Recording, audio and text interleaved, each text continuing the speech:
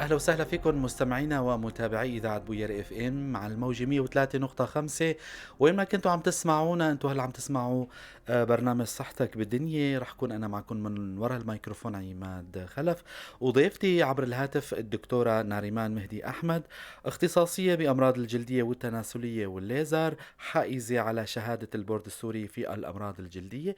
خلونا نحن وانتم نرحب بالدكتورة. يسعد مساكي دكتورة. يا هلا، مسا النور. رمضان هلا كريم هلا. عليكم.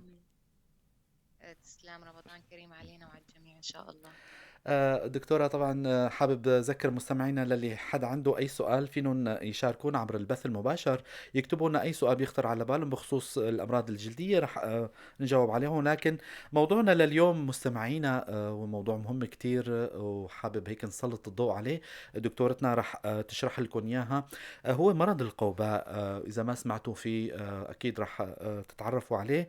المرض هذا بينتشر بفصل الصيف وربما عند الأطفال أكثر. هلا الدكتورة أكيد رح تشرح لنا إياها. يا ترى شو هو هذا المرض، شو الأسباب، شو الأعراض، كيف بيتم العلاج؟ بداية دكتورة، لو تعرفينا عن المرض القوباء هذا.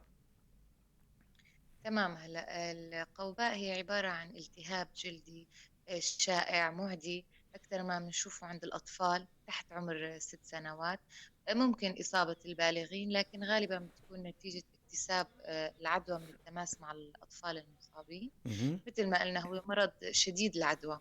مهم. بينتشر بشكل واسع من شخص لآخر أو عبر التماس مع ملابس المصاب، مع أشيائه. وذروة الحدوث حاليا في فصل الصيف، كتير بيجينا أطفال مراجعين للعيادة بهذا مهم. الفصل بمرض القوباء. دكتورة، المناطق اللي عم ينصاب فيها هذا الطفل أين المناطق أكثر شيء؟ هلا أكثر شيء الطفل بيجي حول الأنف، حول مهم. الفم. هذا نوع من أنواع الأشياء. شيء طبعا مهم. بيجي تمام. الطفل آفات حول الأنف، حول الفم أكثر مهم. شيء. دكتورة، شو الأسباب اللي بتؤدي لتشكل أو حدوث هذا المرض وخصوصا عند الأطفال؟ تمام. هلا مم. القوباء عبارة عن عدوى جرثومية بكتيرية، مهم. سببها جراثيم المكورات العنقودية المذهبة أو المكورات العقدية. مهم. مرض جرثومي يعني. نعم. تماما. الأعراض اللي عم تظهر هلا، مستمعة عم تسمعنا هلا، يا ترى شو الأعراض اللي رح تظهر على طفلي أو هذا المريض اللي بينصاب بالقوباء، لحتى أعرف وأتوجه عند طبيب الجلدية؟ ايه، حلو، تمام. مهم. عادة تشخيص القوباء سهل. مهم. بيتم بفحص المنطقة المصابة سريريا، يعني بالعين المجردة. هلا لها شكلين، يعني مهم. المريض اللي بيجيني الطفل غالبا اللي بيجي على العيادة مهم. بيكون إما مصاب بقوباء فقاعية أو قوباء لا فقاعية. مهم. بنبلش بالقوباء اللا فقاعية، اللي هي أشيع، مهم. بتشكل 70% من الحالات. عادة الآفة بتبدأ بقعة حمامية مهم. وحيدة، بتتطور سريعا لحويصل مهم. أو بثرة ممكن ما يلاحظها الطفل أو الأهل.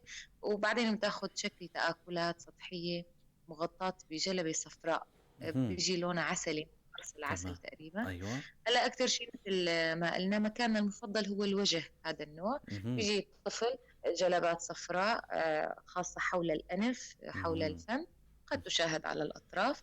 ممكن الأهل يلاحظوا أنه ممكن في ضخامة عقد لمفية متوسطة الشدة. أيضا. هلا الطفل ما الآفات غير مؤلمة، مهم. لكنها حاكة قد تكون بالشدة، تزعج الطفل. مهم. هلا وين بتكون موجودة؟ عادة بيكون الجلد تحت هاي المناطق مصاب سابقا، يعني تماما. مو قلنا هي عدوى جرثومية. نعم نعم. إذا الجلد مصاب سابقا، ممكن أماكن الرضوح الجلدية، مهم. ممكن آفة ثانوية لآفة جلدية سابقة، مهم. مريض طفل مصاب بالحماق، مكان لدغ حشرة، سحجة، حرق، تهتك جلد، مهم. بيعمل لي فوه الدخول لهذه الجراثيم، بصير عندي إصابة بالقوباء. مهم.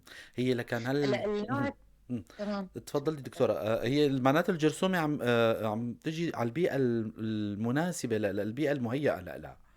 مهم. طبعا مهم. غالبا هي النوع الاول هو الاشيع طبعا. مهم. بيكون الجلد اساسا مصاب، مهم. عامل طبقه، بتكون الطبقه شوي ضعيفه بسبب مرض او بسبب رض او جرح مهم. بفوت من خلال الجرثوم. تمام. هلا النوع الثاني هو القوباء الفقاعيه، والحمد لله اقل شيوعا. مهم. بيصيب عاده حديثي الولاده، يعني الاطفال اللي عمرهم اقل من 2 سنين. نعم. هلا الإصابة هون بيكون في عندي حويصلات بتتحول لفقاعات سطحية، مهم. يلاقوا الأهل في فقاعات سطحية بقطر 1 ل2 سنتي، بتتطور لفقاعات شفافة رخوة ممكن تمتد لحتى 5 سنتي.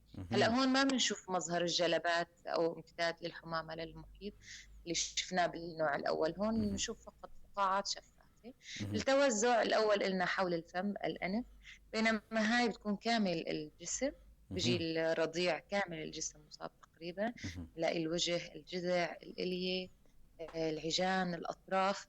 هلا عادة ما بنشوف إصابة أعراض جهازية، لكن ممكن الرضيع يجي معه إسهال، اهم، ضعف، وهن، حرارة. اهم، ممكن هاي تمام، الحالة تؤدي إنه إلى اهم. مشفى حسب طبعا الشدة. تمامًا. من ضمن يعني سياق حديثِك رح استنتج هالسؤال هذا، يا ترى دكتورة الأعراض اللي بتظهر على هذا الطفل اللي بينصاب بمرض القوباء يا ترى شو له أعراض دكتورة؟ مثل ما قلنا اهم، هلا، إذا كانت نوعها خفيف هي عبارة عن مجرد تآكلات حول الفم، حول الأنف، اهم، حكة. اهم، أكثر شيء هي آفات غير مؤلمة، تمامًا، لكن ممكن تتطور لشيء تاني، يعني اهم، ممكن تتطور لأمراض تانية لكن اهم، نادرة الحمد اهم. لله. أها، طب هون محط سؤالنا التاني دكتورة اللي عوامل مم. الخطورة ممكن هل هالمرض هذا مع المستقبل أو بالزمن القريب يعني خلينا نقول إنه سواء ما مم. تعالج ما تشخص منيح الدواء بشكل غلط ممكن يؤدي لشيء خطر يعني على الطفل؟ طبعًا هلأ هو عادةً القوباء تُشفى دون مضاعفات وما مهم. بتترك ندبات، يعني منظرها بيخوّف عادةً، الأهل بيخافوا أحيانًا تكون كبيرة بيخافوا، بس لأ الحمد لله. مهم. لكن ما في شيء مطلق دائمًا بطُب. هلأ مهم. بالنسبة للقوباء اللافقاعية المرض سليم محدد لذاته، عادةً يُشفى دون علاج حتى خلال أسبوعين، مهم. لكن ممكن حالات نادرة يكون الطفل عنده عوز مناعي، ممكن يصير يتلوها التهاب كبد وكلية حاد، مهم. ممكن تستدعي قبول المشفى. هلأ النوع الثاني اللي قلنا اللي بيصيب الأطفال الرضع، مهم. القوباء الفقاعية كمان أيضًا ممكن تشفى خلال 3 إلى 6 أسابيع، بس كمان إذا الرضيع عنده عوز مناعي. مهم. ممكن الزيفانات المقشرة لديه اللي بتيجي بسبب هالمكورات العنقودية أو العقدية مهم. تعمل لي إصابة بما يسمى متلازمة الجلد المصموط بالعنقوديات. أيوة. هي حالة إسعافية طبعًا، مهم. تحتاج هاي قبول للمشفى، لكن لحسن الحظ يعني المرض سليم عادةً محدد مهم. لذاته أكيد. أغلب الحالات. تمام. وصلنا للعلاج دكتورة، العلاج كيف بيكون بعد ما بتشخصوا المرض أو كيف بتعالجوا المريض يا ترى عن طريق الكريمات أو المغاطس أو ربما أحيانا في بعض العلاجات ما بتتطلب علاج يعني ما بعرف يعني كيف بيكون العلاج دكتورة؟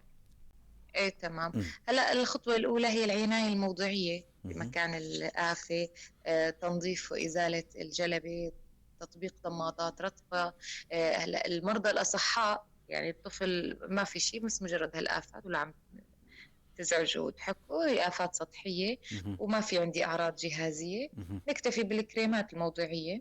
مهم. يعني أشهر الفوسيديك أسيد سواء أيوة. كريم أو مرهم حسب الحالة المحددة. تماما. هلا أما الحالات الشديدة الأخماج المنتشرة مهم. عند مستطيل المناعة، هون بقى بدها علاج وريدي إجباري. مهم. نعطي عادة ماكروليدات، بنسلينات مقاومة لبنسليناز، هاي نحن بنحددها. مهم. هلا أهم شيء يعني طبعا غسل المناطق المصابة قبل استخدام الكريم، مهم. صابون خفيف ومياه، مهم. وزائد طبعا لازم غسل الملابس والأغطية ومناشف الشخص المصاب، مهم. ممنوع مشاركته مع الآخرين لأنه مثل ما قلنا هو شديد السراية. مهم.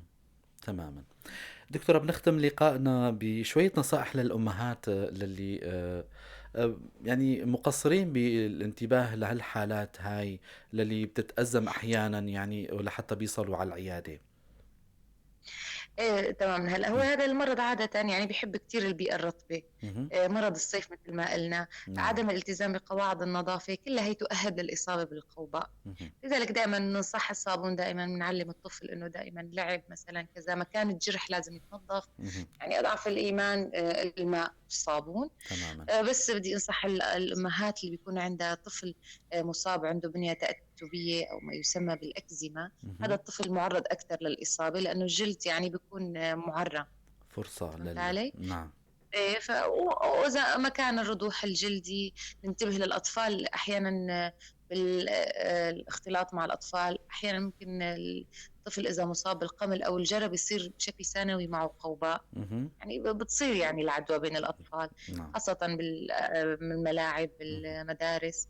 تمام. تمام. تماما. بس ما يخافوا، هي عبارة تشفى دون مضاعفات الحمد لله، ما أكيد. بتترك أي مهم. ندبات. مهم. بنهاية هاللقاء بشكرك كثير الدكتورة ناريمان مهدي أحمد على هالمعلومات القيمة وتخصيص وقتك لنا، وبنعيد نكرر رمضان كريم عليك وعلينا جميعا. إن شاء الله، وكل عام وأنتم بخير وانتم بخير يا ودمتم رب. سالمين دايما. شكرا يحيى. للدكتورة ناريمان مهدي أحمد، اختصاصية بالأمراض الجلدية والتناسلية اللي حائزة على شهادة البورد السوري في الأمراض الجلدية، على هالمعلومات القيمة. للحلقة الجاية ضيف جديد وحلقة جديدة، بتضلوا بخير وسلامة، ونقولكم كل عام وأنتم بألف خير.